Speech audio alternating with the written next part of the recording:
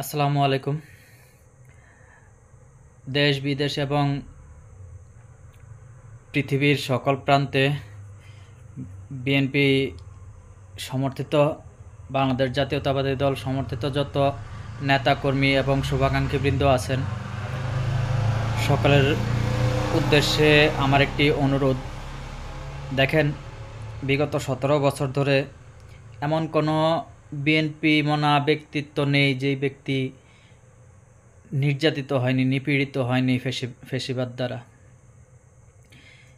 এই ফ্যাসিস্টের হাতে নির্মম নির্যাতনের শিকার হয়েছে সাধারণ জনগণ, রাজনৈতিক কর্মী, এমনকি বাংলাদেশ সেনাবাহিনীও এই ফ্যাসিস্ট সরকার দ্বারা নির্যাতিত হয়েছে।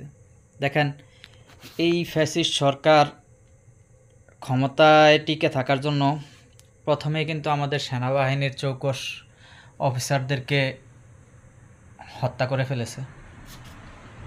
সেই সূত্রে আমরা সাধারণ জনগণের চেয়ে আমাদের স্বাধীনতা সার্বভৌমত্বের প্রতীক এই রাষ্ট্রের সেনাবাহিনী কিন্তু কম সাফার করেনি, তারাও কিন্তু অনেক সাফার করেছে। প্রত্যেকেরই কিন্তু আলাদা আলাদা ত্যাগ আছে, আলাদা আলাদা তিতিক্ষা আছে। তো এই ত্যাগের মধ্যে আসলে সকলের খেদমত করা দলীয়ভাবে সম্ভব না।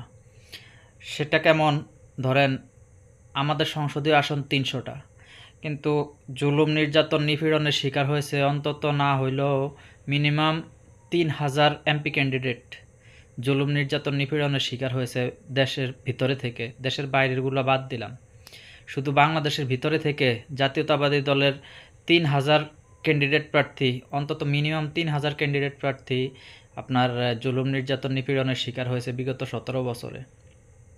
তো এতজনকে কি সংসদে নেওয়া সম্ভব? এতজনকে সংসদে নেওয়া সম্ভব না।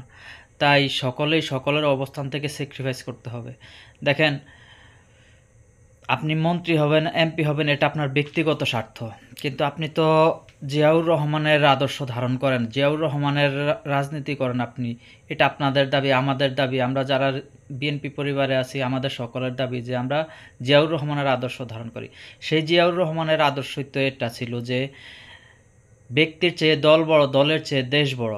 তো আপনারা এখন দলের দিকে তাকিয়ে সবাই স্যাক্রিফাইস করবেন। যাকে যেই আসনে নমিনেশন দেওয়া হবে তাকে সকলে সমর্থন করে সর্বোচ্চ ভোটে নির্বাচিত করে আনার দায়িত্ব